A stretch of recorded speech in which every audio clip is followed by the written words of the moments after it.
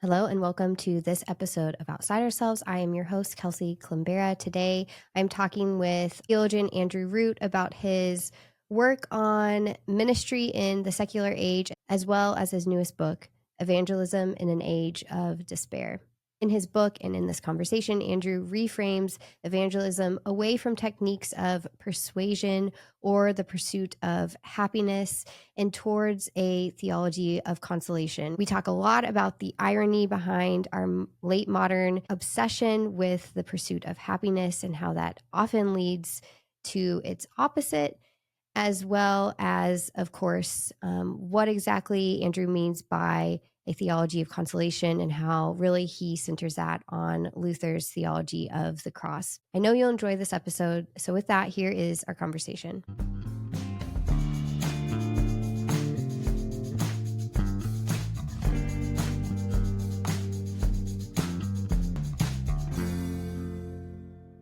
Andy, thank you so much for the time today. I'm really excited to chat with you. I've followed your work for a little bit, and I know that you are prolific. You have quite a few books at this point, a new one out this past spring. So excited to talk about that. But as we get started, if you want to just tell us a little bit about who you are, what you do, and what work you specialize in.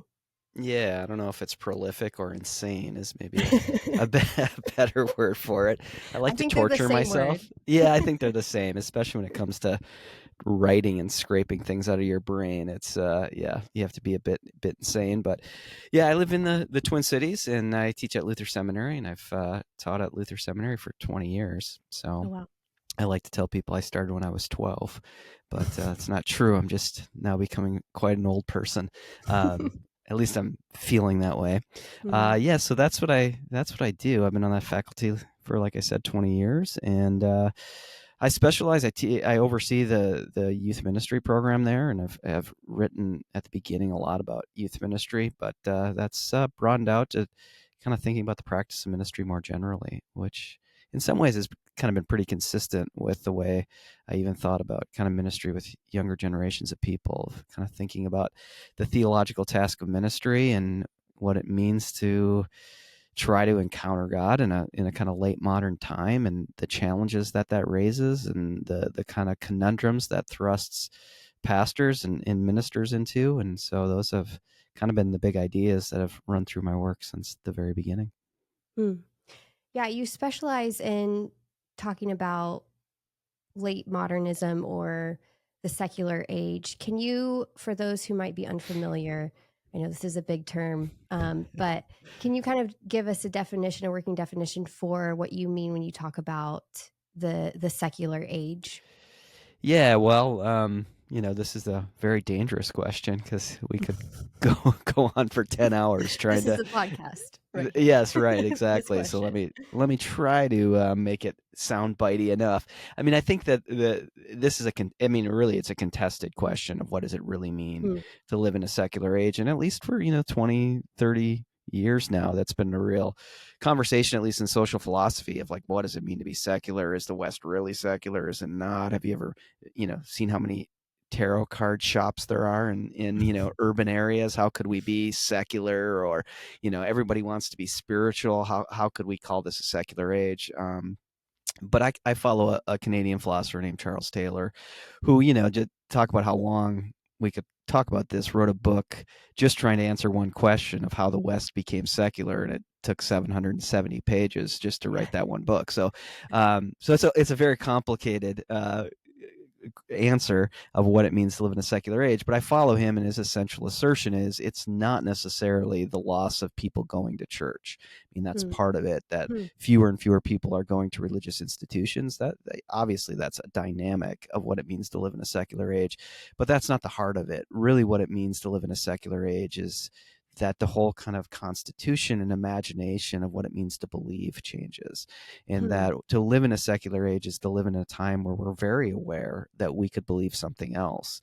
And in Yeah. some sense, there's not a lot of kind of direct ramifications for us changing our beliefs. Like, we're not living in France in the 17th century, where if you decide to be a Protestant instead of a Catholic, your house gets burned down, Yeah. or you're going to be kicked out of you're going to be kicked out of the realm and have to move to Holland or something. Like we have a deep sense that we could believe something very differently, or we could just kind of have attrition in what we do believe and just kind of find ourselves fading into another kind of belief pattern. And it has little ramification maybe, or we even really struggle to know what this has to do kind of cosmically or metaphysically. Right. Like, if we don't believe, what's the ramifications of this? And as modern people, we wonder if it has any direct ramifications, where a medieval person, if all of a sudden you didn't believe in the Eucharist or didn't go to Mass, well, I mean, hell felt incredibly real, and Yeah. its heat was on your neck. And now, as for good or for ill, us modern people, we have to do a lot of kind of contorting our imaginations to even hold on to that, or even to really even trust that there's a living, speaking God who's moving throughout history. Yeah. That becomes a challenge. So it's like the default. I think what it means to be secular is our default imagination is more towards kind of immanence and transcendence, more towards the Yeah. natural and the material than this kind of imagination that most human beings and even most human societies outside the West have had, which is that there is a supernatural force that's moving throughout the created realm, that's moving beyond the created realm, that is speaking into human existence. Hmm. What do you make in light of your work on the secular age and this trend that is continuing? We see more and more people leaving the church.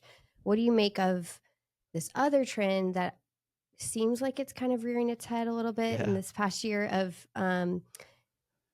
probably especially young men returning to church, and really specifically, I've read some pieces where they're talking about like big box non-denominational churches, but also it seems like it's specifically geared towards a return to Eastern Mhm. Orthodoxy, Roman Oh yeah. Catholicism. Where does that fit into this? Yeah, it's really interesting because I was just in Norway last week, and everyone was talking about this because the Norwegian Mm, church, which has been a kind of, I mean, I guess the Finns or the Swedes would be even more of an example, or the Danes, so the other Scandinavian churches would be more of an example even than the Norwegian church. But the kind of decline and being a secular society is just like the numbers of right. people, like a kind of cultural reality of being confirmed and then staying in a church. I mean, it was astronomical, the numbers, like 70% of the population gets confirmed, and like 9% stays in a church or something. I mean, Wow. that was the trend for decades and decades. And now they're seeing this, they're even more so than we are in the States. They're seeing this transition, particularly like you said, with young men who are returning to church. So they've had Hmm. more, in at least one area that I know of around Bergen, they've had more kind of baptisms in this than the first quarter of the year than they had all year for decades. So they're Wow. seeing this, they're seeing a major kind of return. And I think it's too early to know what that exactly means. Yeah. But it is really interesting that it's mainly, or at least it wears the marks of being young men. And the question is, I mean, one could always be really cynical and therefore kind of fall really into a trap of kind of disenchantment and imminence, and be like, well, there's some social explanation, and not allow, maybe God's doing something, maybe Hmm. God is actually at work here. So we should never, um, I don't think we should ever neglect that reality. But another, way to think about this is it possible that this has something to do with the kind of response to liberalism in a broad, Mm, kind of broad yeah. category? And what I mean by kind of liberalism is a kind of John Locke liberalism, a Hobbesian liberalism, this kind of sense of what it means to kind of live in a liberal society, like a democratic liberal society. And I do wonder, as this has taken a turn, that we've seen more and more, both political leaders as well as podcasters and pop culture people, kind of really step out and voice illiberal ideas. And I also don't want to equate those with like you couldn't be a Christian and be illiberal. I don't think Right. that's necessarily true, but there are certain dynamics where there's a kind of return to a certain kind of a desire for a heroicism or a desire even, like for nationalism and certain national tropes coming back up that make the kind of return to religion a way of sticking your finger in the eye of elites who continue to perpetuate or try to hold on to a certain kind of liberalism that maybe has migrated even more to a kind of identity politic. Like this Yeah. becomes the response to that, Right. so you find a lot of like young white men who have felt, for good or for ill, they felt pushed by the Yeah. kind of, Disenfranchised a little bit. yeah, and I Yeah. and I think some people listening to this would be like, "Oh, get over yourself," like y- that, that's such a whiny, Yeah. whiny thing. Um, but it's a cultural reality, and it's Right. interesting that they're doing that. So I don't know if that's the same phenomenon. It's too early to say if that's the same phenomenon that's happening in Scandinavia, but I do Yeah. think in the North American reality, like the return to Eastern Orthodoxy and the kind of certain return to a conservative Catholicism is a way to try to eke out some kind of space within the cultural reality, yeah, to find a place to stand. Yeah. Maybe a place where your voice is allowed? I mean, that sounds so Right. weird, and I think No. people would be, really kind of push back, like their voice was heard for, since the founding of this country, and now, you have a decade of basically being like, "Let other people talk," and, but I do think that this is a concern, and it's a concern of, yeah, it's a concern as we think about what it means to go forward, I think. Yeah. Yeah. No, it's super interesting. Like you said, I think it's so early, it's hard to tell. Super fascinating to hear about Scandinavia. I had no idea that was going on there Yeah. at all. Um, and I think, yeah, it'll be interesting to see in a few years what's kind of arising as the pull back. Like you said, I think we can have cynical, maybe even negative answers right now or speculations. But my hope is that even if there's something not necessarily true or helpful that's pulling people into the church, hopefully what they are hearing once they're there is Yeah. the gospel and Yeah. the Christ freeing word. And I think that that's exciting. And I think, to kind of echo what you're saying, to try to remain positive about that and continue Yeah. to proclaim that truth is a good thing. I think it's Yeah. interesting too to think about it based on what you're talking about between the immanent and the transcendent.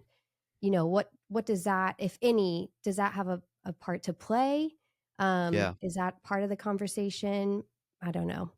Yeah, it really is. I mean, I think the way you frame that's really a helpful way is that whatever the move back is, if this is a kind of response, this is another kind of response to the culture war. It does put a onus on leaders and pastors to proclaim the gospel when Yeah. even if people are there, say, young men are there because it's just a way, even tacitly, to kind of respond to the culture war. um the gospel can still move, and Mhm. it puts more responsibility, I think, on the pastor, on the minister, to really be able to proclaim the gospel. Mm. And so Yeah. there's something really theologically at stake if this is simply a cultural response, or maybe this is the working of the Spirit. And that will be another onus on us, especially, those of us in the main line who kind of want to be like, uh, we have a temptation to just want to answer things at a kind of intellectual level, and Mm. actually have a hard time maybe having an imagination that this could be the Spirit. And it could, in some sense, be a bit of a judgment against us. Mm. And how do we think about that? Are we willing to look at it that way? I don't know. I mean, and again, it's too early to know exactly what this all means, but it is happening in the UK too. Like the Hmm. UK is seeing this, and this is like, Church of England, smaller churches, uh, young men are coming back to. So, um, yeah, there's the Spirit is doing It's something, fascinating. and like Yeah. any change, it also could be dangerous, and it could be deceptive too. And it will call for, I think, not a cynicism as much as a kind of doubling down on the importance to proclaim the gospel, to Yeah. speak of the good news of what Jesus Christ does, of grace and mercy in Mm. God's presence in the midst of all that. Super fascinating. Well, tell us a little bit.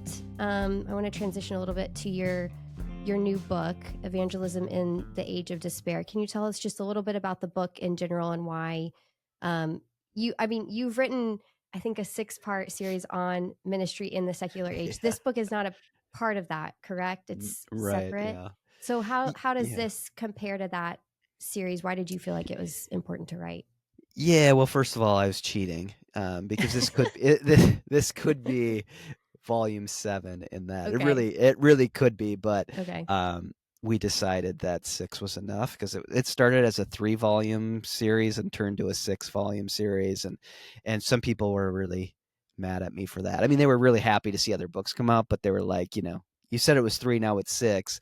And so yeah, this could definitely be 7, but we decided just with the, I guess, it just kind of sound grossly You don't want marketing to turn to the Land based. Before Time or something. No, and I wasn't ready or arrogant enough to think it could go like Karl Barth level in like 16 volumes or what, something like that. Maybe someday when I'm dead, they can be published There as you go. all of that. So, Yeah. so yeah, I mean, in some ways, it's completely cheating because it could definitely be Okay. 7, but it is really it stays in the same kind of vein of trying to think all the kind of practical forms of ministry through the theology of the cross. And so here's evangelism, trying to think evangelism through in broad strokes between Luther's theology of the cross. You do this in other books, and you do it here as well. You weave kind of this fictional narrative into your theological writing and reflections. Can you talk a little bit about why you do that? I found it really it was great. Like, I feel like just the fictional narrative itself kind of, it could work on its own. Why do you feel like that's a important piece to include in your writing? Well, I'm glad you think it works because I'm always really insecure about it. And then you say it could kind of stand on its own. And I've had some other people say that. And I've asked my publisher, like, should we just pull these out and like have like little novellas and maybe publish them together or publish them individually? And my friend Jeremy Wells at Baker looks at me like, no, we're not gonna do that. And he has very good reasons. It's like, let's keep the main thing, and Yeah. and then he's right. Like, so, but the real reason to do it is, I guess, there's a couple, I think, direct reasons. I mean, one, it follows in a tradition that I like intellectually, kind of like this 19th century kind of philosophy, or these kind of philosophical thinkers that even go before the 19th century who use narratives, like, Galileo does this when he writes his book, and, he like sets up these conversations. And maybe someone who's really famous for doing is Soren Kierkegaard, who will write all these little kind of stories to get into his point. So it's, it's partly in that tradition, but the other piece of it is that, I see myself as a practical theologian. So I feel like the demand as trying to do something practical is that it has to be concrete. And so one way of doing that, which maybe would be more scientific and maybe be better for a kind of guild-based book that would be at AAR or something, was if I went and did, interviews actually with people and, went to actual churches and asked people these questions. But these books really are a strange in-between kind of books. And I guess all my writing is a kind of strange in-between kind of writing, because they're not like guild-based books. They're not for like the AAR audience, but they're also not popular ministry books either, so Right. they're not Yes. like 12 steps to do this or something like that. So I'm going to try to take you into really big ideas, because I don't know how else to function in the world, but I really want to ground those concretely. And my overall objective is to try to help pastors imagine their vocations differently, and ministers see themselves and their imagination for what they're doing in a different way. And it's just very clear that narrative and story does that. And I think it's a way of really respecting the reader and saying, like, I don't know what you should do in your church. I have no idea it would be incredibly arrogant for me to think that I have any idea what you should do in your ministry. But I do think if I can tell you a story that doesn't tell you what to do, but shows you what's Yeah. happening here, that can inspire you to take practical actions and to imagine yourself differently, and then ultimately to see these ideas in action. So Mm-hmm. that's really the reason for it, I think, is I'm just trying to ground it as much in concrete experience as I can. And because I'm not trying to make like strict scientific assertions, like these are more, I'm more trying to provoke your imagination. It started to make sense to just write these stories. Yeah. But it also, like I said, I do it in fear and trembling because nothing can be cheesier than, it not really working. So Yeah. every time I do it, I just like, I don't know, like I don't even really see myself as a writer, like the craft of writing is not, I mean, I've worked on it. I hope it's okay, but I've had people say things on the internet like, yeah, reading Andrew Root's like reading a German translation or something, and you're like, oh my gosh, I feel great about myself right now. So I don't like get up in the morning and think like I don't, think of myself like, if someone asks me at a coffee shop or something, what do you do? I wouldn't say I'm a writer. I'm a That's so interesting. You have a I lot try of to words I have a to lot not of consider words. yourself a I know, writer. and I've written a lot of books to not consider myself a writer, but I Yeah. actually consider myself someone who's trying to put together. I mean, this sounds crazy, and this probably sounds a bit arrogant, but I see myself more as a kind of an architect of big ideas that I'm Yeah. trying to kind of put together. And I hope the writing is good enough to allow those big ideas to communicate and to Mm-hmm. invite people in them. And I guess the story becomes the flesh of that, or I don't know, maybe we're Yeah. mixing It's metaphors here, the mortar that holds those ideas together or something. I don't know. mm-hmm. Yeah. Yeah, no, that makes total sense after reading because you're pulling from all of these different thinkers, Mhm. theologians that maybe someone on first glance might be like, I don't know how those people connect, Yeah. but they do. Yeah. And you're connecting their ideas. And I like that, like you were saying, that the story, the narrative allows in an interesting way for things to be less prescriptive and less kind of like do it, like you're saying, do it, follow this plan exactly, Yeah. which I think is very needed in ministry because we're so used to this do A, then Yeah. B, and C will happen. And that ends up just becoming another form of law and Mhm. another form to despair, honestly, Yeah. and to get burned out. So I think that it's smart that you do it that way. Well, and I'm a sinner too, so if I could Right. do it, I would, and I would put it Yes. behind a paywall, and then,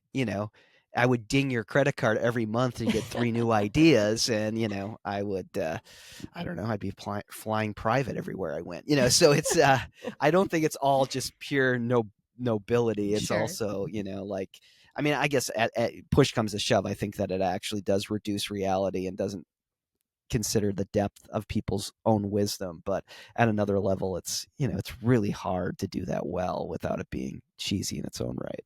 Yeah. Well, so obviously you are naming our age an age of despair. Yeah. Can you talk a little bit about the factors that you think contribute to that? Yeah, so it is the feel good title of the year, probably.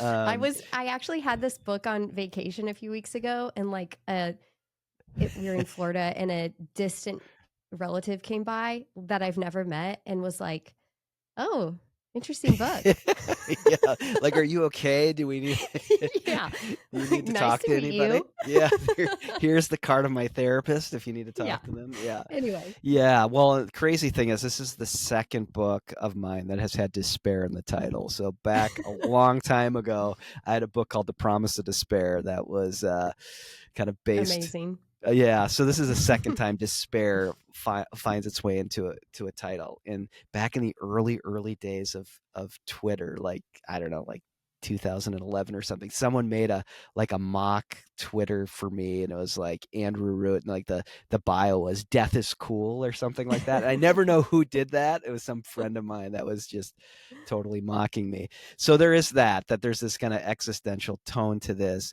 but this one is a bit different than even kind of The Promise of Despair. That really was a book about Luther's theology of the cross, and Mm. the kind of Heidelberg Disputation, in the sense that there is actually a great deal of hope in despair, because God Yeah. meets us in the midst of suffering. This one is, I didn't come up with the title, the publisher came up with the title, but this is more of despair as unhappiness, really. And I guess what I'm trying to really push towards is, we're in a time where we're living in very unhappy days, that people just, I think, overall feel deeply unhappy. And I think they're so unhappy because we're so hell-bent on being happy, and we actually Yeah. think the point of life is to be happy. And you hear middle-class parents say this all the time, like, all I want for my kids is that they're happy. And yet I Yeah. think we've asked it to be a load-bearing wall that it just can't be. No one should be Mm. against happiness. There's nothing wrong with happiness.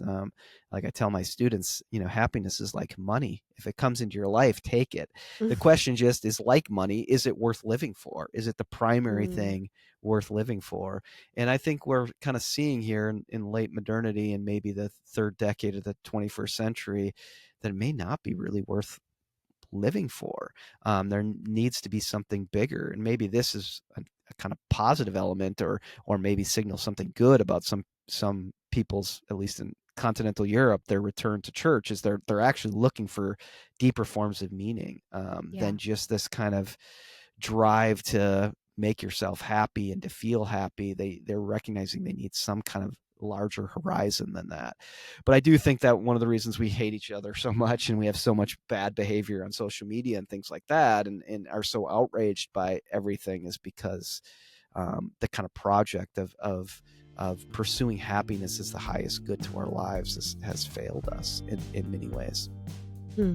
I want to talk more about that, because you spend most of the book kind of unpacking, or maybe not most of the book, at least half the book, unpacking this idea of happiness, and you talk about the correlation between happiness and self-fulfillment. Mm-hmm. You say we're in sad times because we've asked happiness to bear the weight of signaling our self-fulfillment. So can you talk about that relationship and how that differs from pre-modern times, or how most of history would have Yeah. considered those terms, Yeah. I guess? Well, I mean, I think the place to start, where there's a real similarity, is that to be a human being is to desire fulfillment, to live a full life. Yeah. I follow a kind of philosophical school that thinks that all human forms of action are one way or another directed towards some kind of sense of the good, some kind of sense of what it means to live fully. There's something very warped about a human being, or even a human society, where the people within it wouldn't be living for some kind of sense of fullness. And it's very rare to find that. I mean, people can be very, very misguided in that. I mean, you can think of kind of like weird insular cults that, we look from the outside and we think they are not living a full life, but they think they are. And they Yeah. take actions that they do because they assume that they're living a sense of fullness. So there Mm. is this sense that what it means to be human is to be kind of aiming towards, therefore acting in a way that leads towards fullness. What makes us modern, however, is that we assume that our own experience of fullness is determined by us, that it's self-fulfillment, and that there's Yeah. this deep sense that the self, and I mean by that kind of the individual, has to construct that sense of fullness. So across a society, and maybe this is one of the elements that makes us a liberal society, is we don't assume that everyone has to participate in the same project of fulfillment. That Hmm. every different individual on a street has their own right to define for themselves what their own self-fulfillment is. Or we even think of in our own nuclear families, it's like our kids have the right to determine for themselves what their own fulfillment would be. And that Yeah. has become like a classic project, particularly after the war, like after World War II, and into kind of a hyper consumer society, is that, all sorts of other elements come into play to say that like self-fulfillment is how one registers fulfillment. But this is where happiness comes in, is, like what happiness, the weight happiness has to bear is happiness becomes the kind of gauge. It becomes the kind of litmus test that tells you if you've actually achieved self-fulfillment.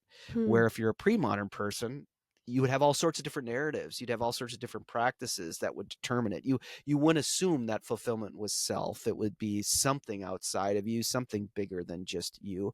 But now when it's self-fulfillment, you have a sense of what it would mean, what you need to achieve, where you need to be to be fulfilled. But how do you really know that you've reached it? Well, you've known you've reached it if you're happy, if you're Hmm. actually happy. So, you could tell yourself, and this becomes the nightmare of being a late modern person, is that you will be self-fulfilled when you have that house and drive that car and have that job. Yeah. And then all of a sudden you get it. And Yeah. what you discover as an absolute nightmare is that you're not fulfilled because you're not happy. And because you're not happy, it reveals that the job, the car, um, all of that stuff actually wasn't what you should have been acting towards in the first place. So you just Hmm. wasted 20 years of your life becoming CEO of the company or starting the company, and then it doesn't make you happy. So you have to start all over again, Yeah. or you slide into deep forms of depression. We have all sorts of narratives of people who actually get what they want, and it it doesn't fulfill, and that becomes a real horror, I think, of late modernity, is that you could reach your quote unquote self-fulfillment and discover that you're not happy, and that you're asking happiness to kind of bear the weight of I mean, it becomes the The gauge that metric. says, Yeah. yeah, that you've made it. Yeah. That's so interesting. Is it fair to compare maybe how um, pre-modern Christians thought of and specifically maybe we're talking like Reformation era as Luther is writing, how they would have thought of like salvation and righteousness to fulfillment, and then happiness as kind of a marker of assurance. So, you know, how you're checking to see if you're saved for the Reformation Christian is like, have you have you gone to confession? Have you paid indulgences? Is that a fair? Can we make that comparison? Yeah, I mean, I think that we definitely can. I mean, I think one of the things that the Reformation does, and maybe we oversell this a bit, but it does in some sense let the cat out of the bag in opening up fulfillment to being self-fulfillment. Just Hmm. because my I mean, it's very Augustinian, first of all, that my heart really is Sure. where God meets me. But Yeah. then there is this kind of deep sense, whether it's a fair way to read Luther or not. I mean, there is the assumption, at least since the 19th century, that Luther gives us this kind of individual who says, "Here I stand, I can do no other. My consciousness will not allow me not to do this." But even that Luther presumed that he could not save himself, that he did Right. not have the Constitution. He needed a foreign kind of righteousness to come to him. And I think one of the things that occurs downstream in the modern epoch is that we do start to kind of feel, and I think this is a transition. I mean, I call this my French book, which is a completely pretentious thing to say, but there's like a lot of the kind of French thinkers play in, and I think the kind of inventor of happiness, if you will. I mean, no one invents happiness, but like raises it up as this important thing, is this guy named Montaigne. Mm. And Montaigne's kind of basic point is he's done duty. He's served the king. It hasn't really been very fulfilling. So what he does is just return to his chateau, and he Hmm. wants to sleep when he sleeps, and pet his cat when he pets his cat, and he wants to be contented. Like contentment becomes the kind of measure of this.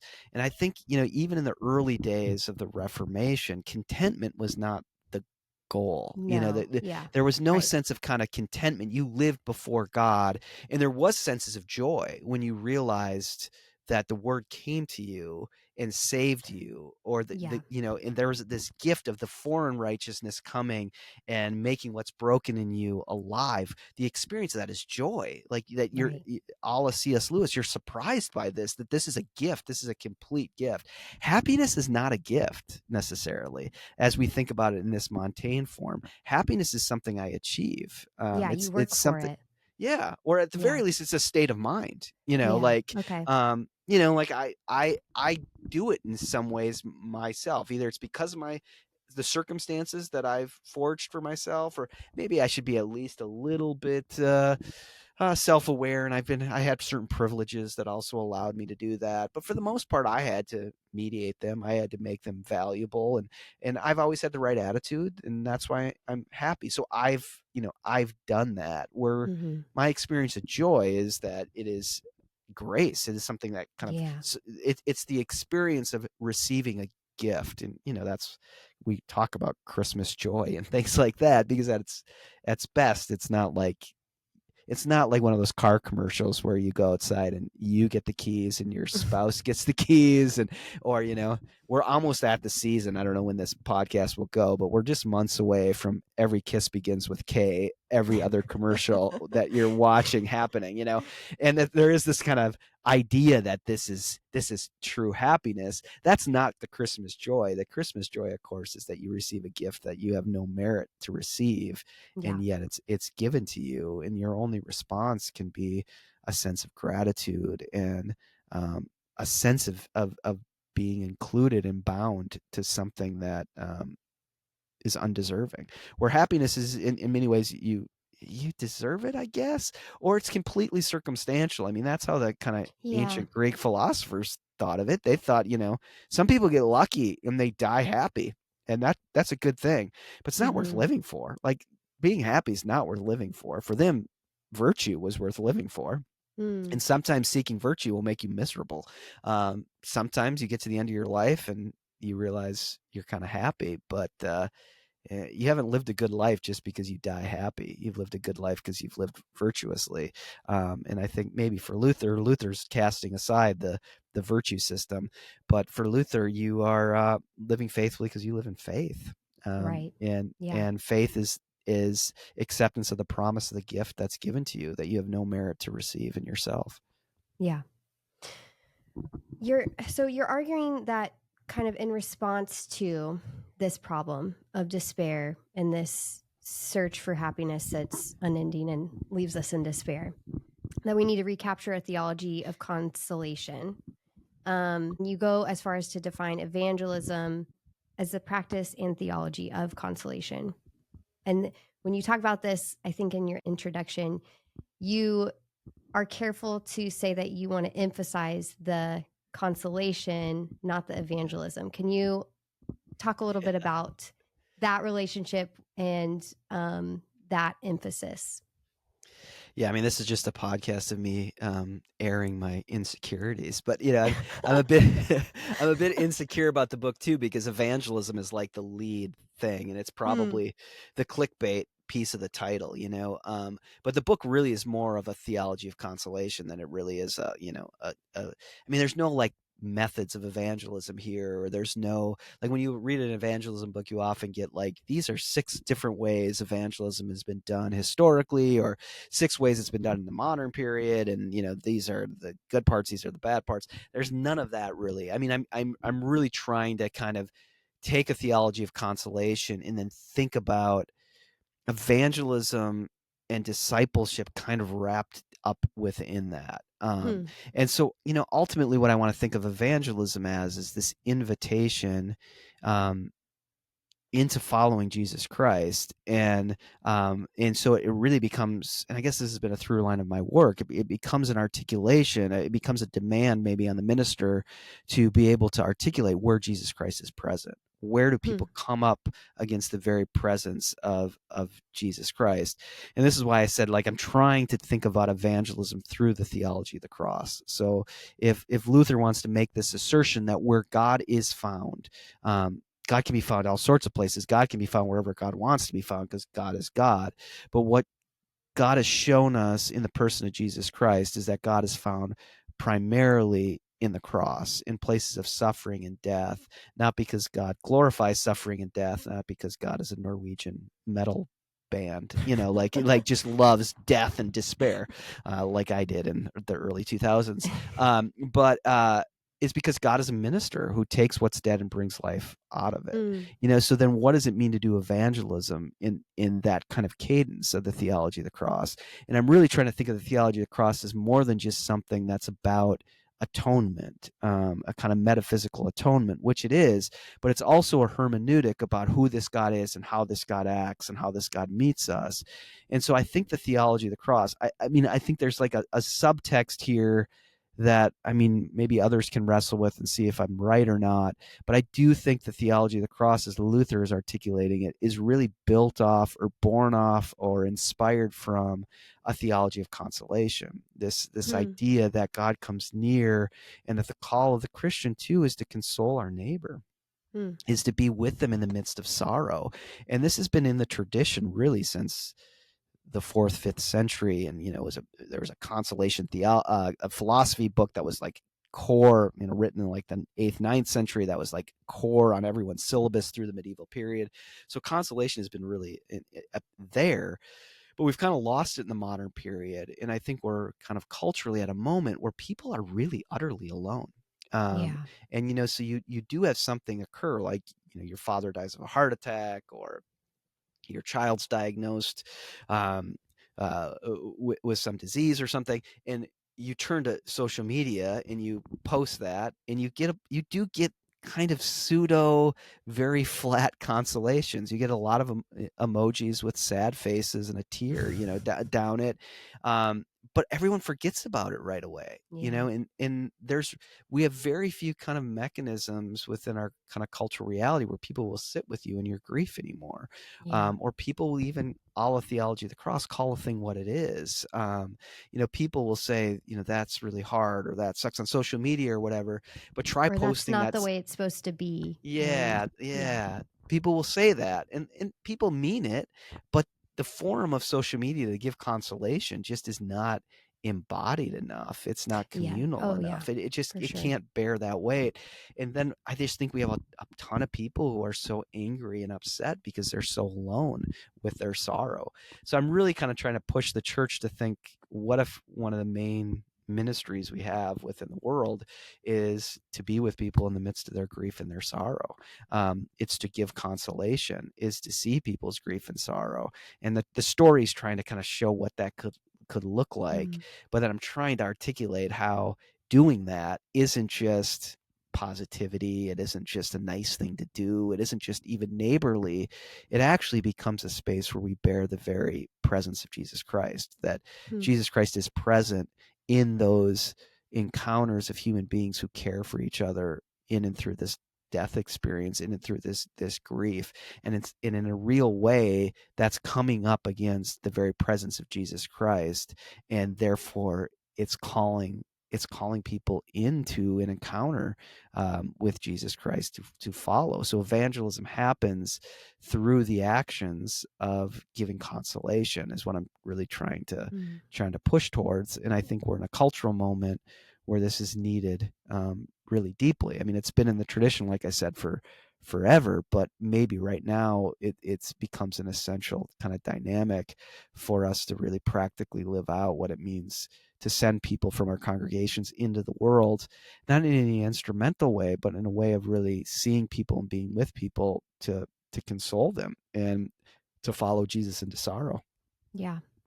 How would you say that differs from what has been traditionally, or at least recently, considered evangelism? Because I think Yeah. people can sometimes hear what you're saying and hear, okay, yeah, go serve my neighbor, which is in part what you're saying, but I think there's like a little bit of nuance as well, especially probably when it comes to numbers and Yeah. achievements and Yeah. quantification. I don't know, among Yeah. maybe other things. I think this is a really odd thing about evangelism, is that, in the midst of feeling the decline, and, like we started this podcast, maybe this whole sense of decline is all going to turn on its head, and, there's going to be people spilling into the church for different reasons, but that's not quite happened yet. And so I'll have people, especially in the main line, who will come up to me and be like, they almost say it as a whisper, like they're ashamed to say it, but they're like, maybe we just need to do evangelism, because they're just thinking like, how can we get more people to come? And we're in this university town, and we're the most progressive church in the whole community, and supposedly all these young adults are super progressive, and we're super progressive, and we've told them about that, but they don't want to come. But maybe we just need to be more bold and let them know, and maybe we need to do evangelism. And it really quickly becomes, whether it's like conservative Protestants or it's mainline liberal Protestants, that evangelism kind of devolves into a marketing strategy, Yeah. and Right. and in some sense becomes about kind of lifestyle marketing. This has been one of the Yes. phenomenons, like the whole TV show Mad Men was really about the turn towards lifestyle marketing, like that Don Draper isn't just selling a Hershey's bar, he's selling the experience of your childhood, and so in many ways what he's doing is evangelism, but Yeah. evangelism for Hershey's, so this is what we usually think is evangelism, is like, how do we get the word out that people should come to church? Or that's usually what we'd say kind of in the main line in evangelicalism, would be like, how do we get the word out that Jesus is the answer to all people's questions? And I Yeah. think a Okay. theology of consolation at the center denies both of those realities. Yeah. I mean, first of all, it says, to really console you, I can never instrumentalize this relationship. So I actually do some kind of violence to this relationship if I think, you tell me that your father's died, and I think, okay, I'm going to sit here, because after I sit with this person for 30 minutes, then I can invite them to come to my church, and then they'll come to my church, and then our church won't be as small, or we'll have a young adult in it or something like that. I mean, that's incredibly gross instrumentalization, Yeah. and then at the other level, it also makes this assertion, pushes back against the other side, that I can somehow turn Jesus or the gospel into a product that I can sell. That a theology of consolation actually says that there's a direct encounter with a God who comes in suffering and brokenness, and that I can't give you this Jesus as a way to promise you that all your dreams will come true. It's not evangelism as Disneyland, you know what I mean? Like, Right. if you believe this, you'll be entering into the happiest place on earth. It doesn't say that. A theology of consolation is simply the proclamation through a deep kind of shared experience that Jesus Christ is near in this sorrow, and that God will take responsibility for this in some way, in that that Jesus is binding his own being to your being in and through your brokenness and your suffering. And that there is an assertion, a kind of decision you ask people to make, but it isn't a kind of decision that puts all the power on the human agent. The decision is actually, will you kind of let go enough to fall into your sorrow? Because the wager is all a kind of Pascal's wager. The wager is that you will meet a great presence there, that you will meet a God, the God of Israel, the God made known in Jesus Christ, that takes what is dead and brings it alive. So but you can't do that alone either. Like, you need to do that with others who walk with you. Yeah. So, the evangelism isn't like believe something, do something, change your mindset, take on a different kind of marketing style. It's that those places in your life that are so broken and so lost, what if instead of running from those, you fell into those? And I guess the wager that the church is making, and it's a wager we make because we've experienced it ourselves, is that if you do that and you fall into your brokenness, your grief, your suffering, what you'll discover is a great presence there. And you'll find the very presence of Jesus Christ, much like Paul discovers in Acts 9. I mean, Saul, it's I Jesus who you persecute, or it's the nearness of Jesus Christ in those experiences. And to me, that's the kind of heart of what evangelism really is what it means to give our lives over to this person who cares for us and binds his own being to ours. So all of Paul, we no longer live, but Christ lives in us. And Christ lives in us not through our triumphs, but through our brokennesses and our sufferings, because it's in those places that that Jesus Christ comes and cares for us and ministers Yeah. to us, and gives his own being to us, And maybe as our even gives us hope. I mean, because it's here in your connection with the theology of the cross. It is, I think, what's so easy to gloss over, especially in like American evangelicalism, is allowing suffering to be suffering and calling a thing what it is. Yeah. And yet we also don't want to leave people in suffering and sorrow. And I think that the church has the answer to that, not in a way like you're saying that's Disneyland-esque and means you're going to come out the other side richer and healthier and happier, but in a way that says what Christ has done is to promise that this is going to end. This is going to be over. Yeah. Yeah. And that we have the testimony of our own lives, which is that, that's why in this, in the story I try to tell, the people who do this, people who really care and give consolation, are people who have experienced loss and found the very presence of God in those moments, So it is a sense of witness, but it's not a witness like prosperity gospel where, I witnessed that all my life was terrible and then I accepted Jesus and now my bank account is full and I, have a great car and I'm happy. I mean, it is really interesting that we all are prosperity gospel people when happiness is our highest good, And so if there's a theologian that absolutely stands in opposition to the prosperity gospel, which are many, but in the tradition, I mean, Martin Luther just has no room for prosperity being any sign that you have God's favor. God's favor comes to those who are brokenhearted. God comes near to us when we live as the psalmist. So what I'm really, calling for is a kind of evangelism in the cadence of the Psalms, where the church grieves and celebrates in joy, but then goes to the world and invites other people to lament and to sing of God's presence in the midst of their lament. Yeah.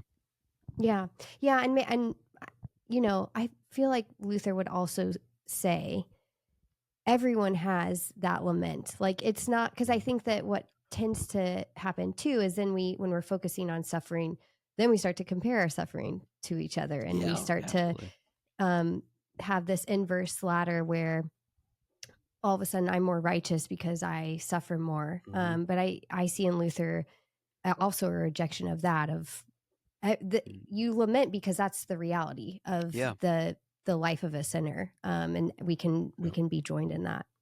And that's self-justifying too, Right. I'm humble because it's just a humble brag, in many ways is what's at play there. And it has no room for that either. Yeah. Well, I know that our time is coming to an end. Tell us a little bit about what you're working on next and where we can find your work. Yeah, well, I guess you can find my work on, this is always the gross thing to say, but on that big mammoth called Amazon, I guess is like where you can find it. Some people are completely more. Yeah, I guess, I don't know. It just, maybe go somewhere else if you can, but it's hard, to avoid it. But, yeah, I think you can find wherever you get your books and feel comfortable getting your books. You can find stuff there. I do have a website that just is andrewroot.org. I don't know why it's .org, but it is. And you can find me there.